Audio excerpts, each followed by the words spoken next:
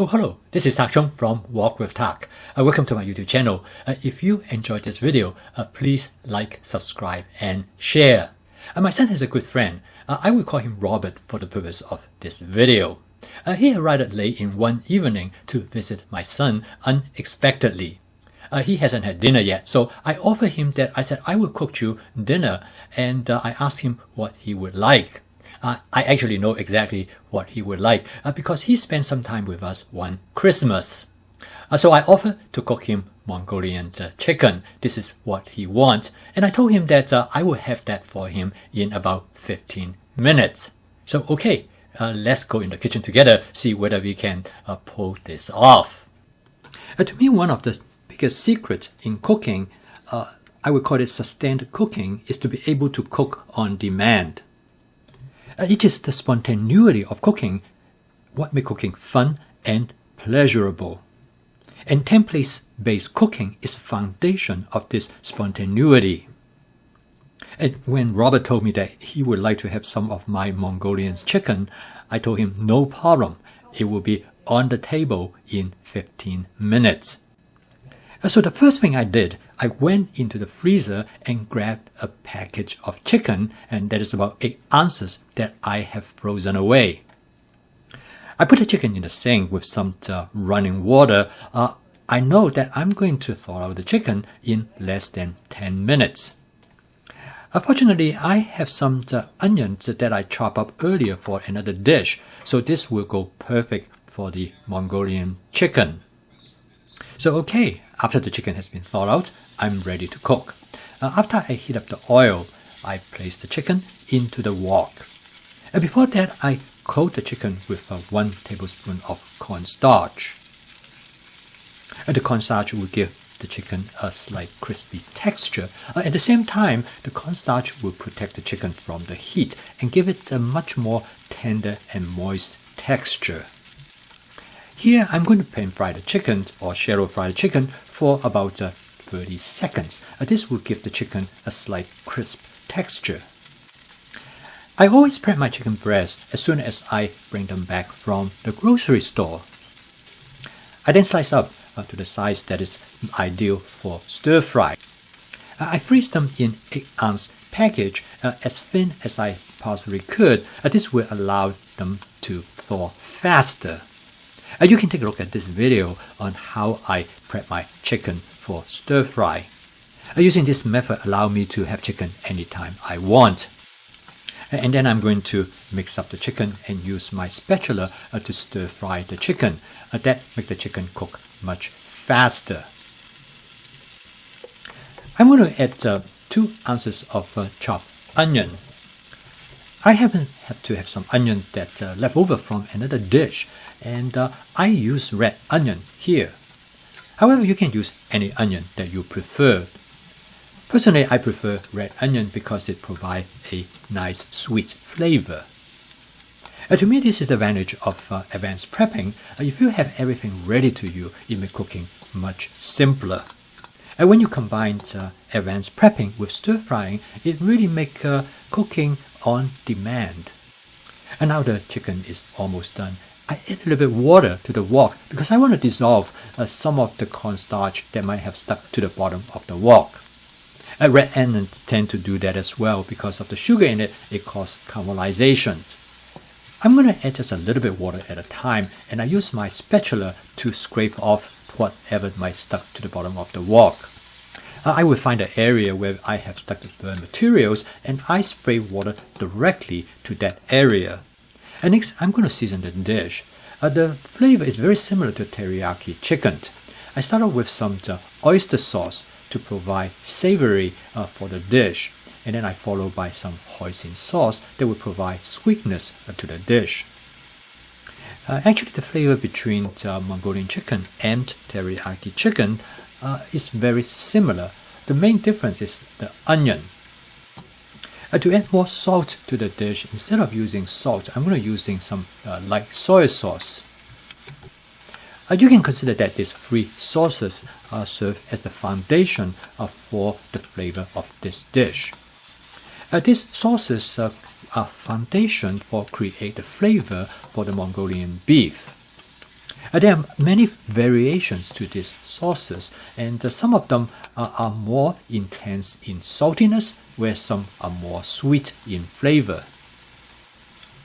Okay, I did a taste test right away because I know what kind of flavor Robert likes, so I want to cook it to the way how he likes it. At this point, I decided I'm going to add some dark soy sauce to both give color as well as a little bit more saltiness to the dish. The dark soy sauce gives the dish a slight smoke flavor. Also, it is used for provide coloration for the dish. I decided to put a little bit more dark soy sauce to make the color a little bit darker. Next, I'm going to do another taste test. I remember Robert really liked the dish on the sweet side, so I'm going to put about 1 tablespoon of sugar.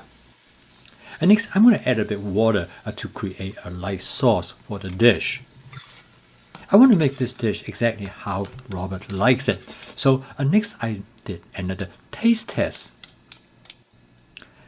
I decided that I would add a little bit more light soy sauce because I want the dish flavor more intense. This will make the dish's flavor more similar that you would find in a restaurant. So okay, I will do a final taste test. So okay, I think it's good enough. So finally, I add scallion to the dish. Now scallion is another signature ingredient for the Mongolian chicken. Again, because I already have the scallion prep, so that is very simple. So okay, one final taste check. Good, I think he's going to like this. The cook time of this dish is very fast. It only takes me about 5 minutes. Next, I transfer the content to a serving plate. I already have some rice in the refrigerator, so I'm going to warm up the cooked rice to go with the Mongolian chicken for Robert.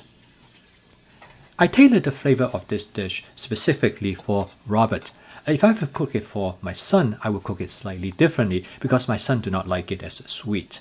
So this is an example of a flavor chasing. Because I have been trying out different flavor over time, I kind of get a feel what type of flavor an individual would like. So using this flavor chasing method, I can cook dish specifically tailored to a particular person. So as I have promised Robert, I have this dish ready from the time I get the frozen chicken from the freezer to the time when the dish is served to him on the table is about 15 minutes. Okay, so next let's take a look at the nutritional value as well as the caloric content of this dish. It's expected the chicken provide the largest amount of calories, and for 8 ounces of chicken, it is 472 calories. Next comes with the rice. With 10 ounces of rice, it is about 370 calories. The red onion and scallion only account for 32 calories, whereas the granulated sugar provide 48 calories. The remaining ingredients, including the oil, cornstarch, and soy sauce, so on, it contribute 153 calories. So the total calorie of this meal for Robert is 1,075 calories. Robert finished this dish fairly quickly, and he told me that this dish is very similar to the Mongolian chicken dish that he sometimes get at the carry-out restaurant close to where he lives. However, he said, my dish is much better. I really appreciate that he said that. Then I was thinking, what would I do if I want to cook this dish for myself?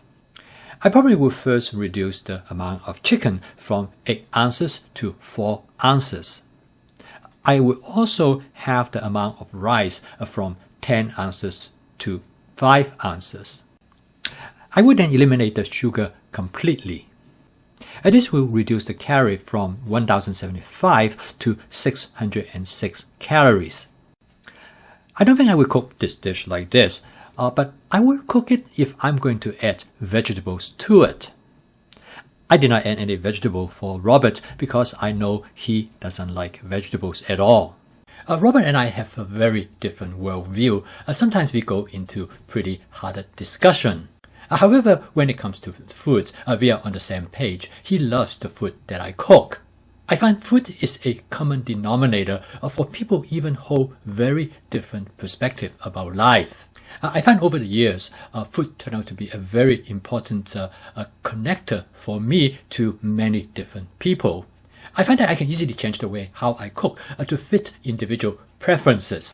With my fast cooking system of the 4 attributes in flavor chasing, advanced prepping, stir frying, and template-based cooking, I can make adaptation very easily. We have a great evening together with Robert. We mainly talk about food, not about politics or religion.